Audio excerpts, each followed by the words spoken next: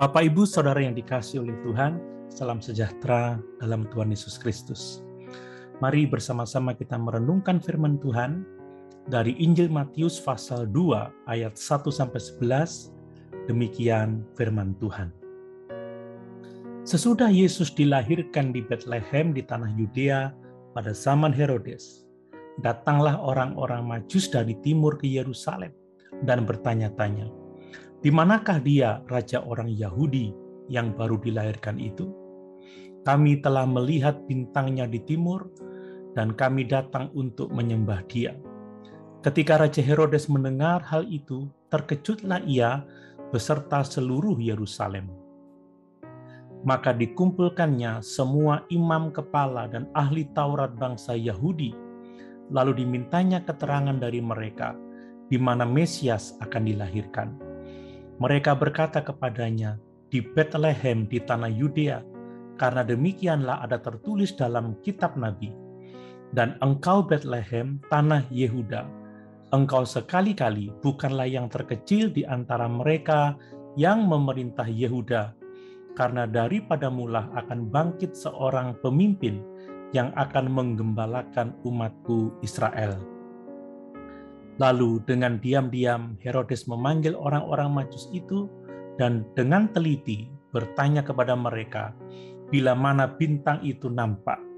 Kemudian ia menyuruh mereka ke Betlehem, katanya, "Pergi dan selidikilah dengan seksama hal-hal mengenai anak itu, dan segera sesudah kamu menemukan dia, kabarkanlah kepadaku supaya aku pun datang menyembah dia."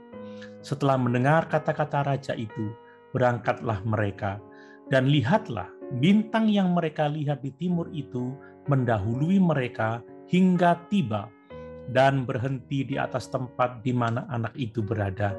Ketika mereka melihat bintang itu, sangat bersukacitalah mereka. Maka masuklah mereka ke dalam rumah itu dan melihat anak itu bersama Maria ibunya, lalu sujud menyembah dia. Mereka pun membuka tempat harta bendanya dan mempersembahkan persembahan kepadanya, yaitu emas, kemenyan, dan mur. Kita semua mengenal kisah ini, yaitu para Majus yang datang dari jauh ke Betlehem untuk berjumpa dengan Yesus yang mereka sebut dengan Raja orang Yahudi. Siapakah para Majus tersebut? Mereka adalah orang-orang non-Yahudi, tetapi beroleh pengenalan akan Tuhan dan menyatakan iman kepada Mesias. Mereka dituntun oleh Allah melalui bintang juga mimpi. Diduga bahwa mereka adalah orang Babel, di mana telah terdapat banyak orang Yahudi di sana.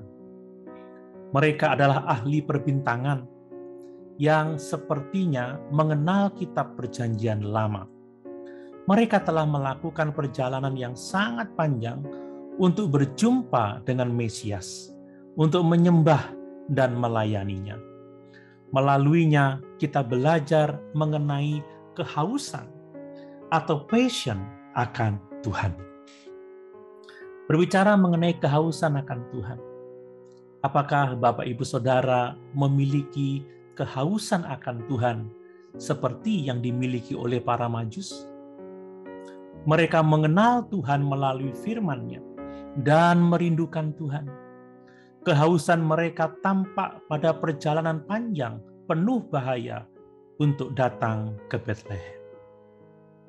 Di Alkitab kita banyak melihat contoh tentang manusia-manusia kepunyaan Allah, orang-orang yang mengasihi Tuhan, yang merindukan Tuhan dengan luar biasa.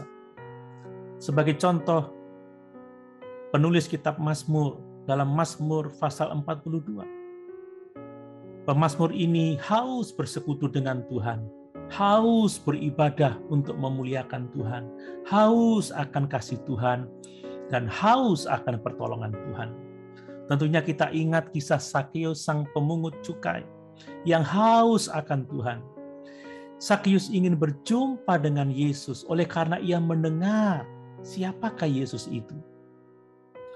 Yang lain lagi kita mengenal Rasul Paulus yang selalu rindu akan Tuhan dan terus ingin mengenal Tuhan lebih lagi dan lebih lagi. Lalu bagaimana dengan kita? Apakah kita haus akan Tuhan? Mari kita belajar dari orang-orang Majus dalam ayat-ayat renungan kita. Orang-orang Majus menunjukkan kehausan yang sangat besar.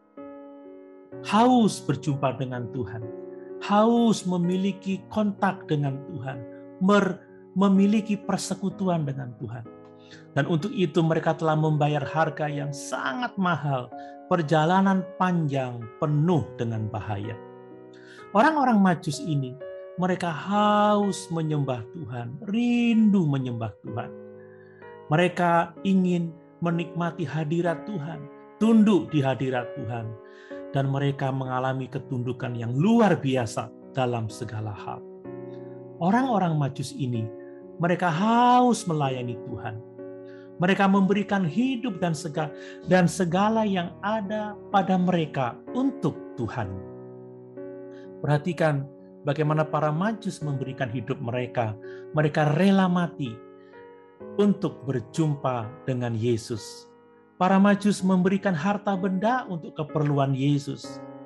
Apa yang mereka persembahkan, yaitu emas, kemenyan, dan mur, telah menjadi biaya perjalanan Yesus untuk pergi ke Mesir dan hidup di sana. Bapak, Ibu, Saudara yang dikasihi oleh Tuhan, mari kita memiliki kehausan akan Tuhan seperti yang diteladankan oleh orang-orang Majus ini. Mari kita haus memiliki persekutuan dengan Tuhan, berjumpa dengan Dia, haus menyembah Tuhan, haus melayani Tuhan, haus untuk memuliakan Tuhan. Haleluya. Tuhan Yesus memberkati.